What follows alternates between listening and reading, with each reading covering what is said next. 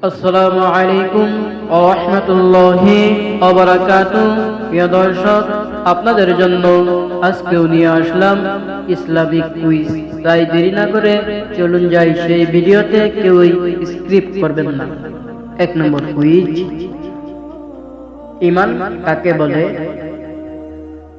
উত্তর, ঈমান মানে বিশ্বাস পরিভাষায় মনরে বিশ্বাস, মুখে স্বীকার ও কর্মে বাস্তবায়নকে ঈমান বলে।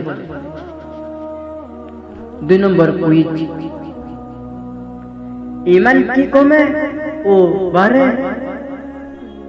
উত্তর, হ্যাঁ, ঈমান কমেও বাড়ে।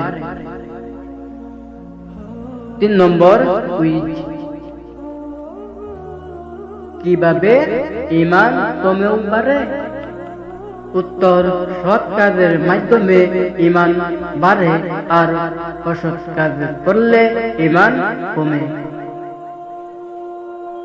4 নম্বর কুইজ, ঈমানের শাখা কতটি? উত্তর, 70টি।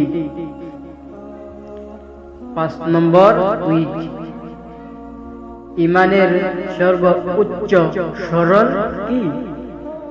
উত্তর, কালিমা লা ইলাহা ইল্লাল্লাহু বলা। 6 নম্বর কুইজ, ঈমানের সর্বনিম্ন শাখা কি? উত্তর, রাস্তা থেকে কষ্টদায়ক বস্তু সরিয়ে দেওয়া। এটাই হলো ঈমানের শাখা। 7 নম্বর কুইজ, ঈমানের স্তম্ভ কয়টি? উত্তর, ঈমানের স্তম্ভ 6টি।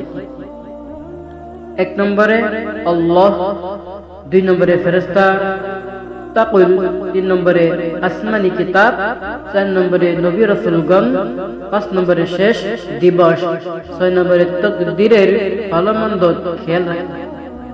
8 নম্বর কুইজ, ইসলাম কাকে বলে?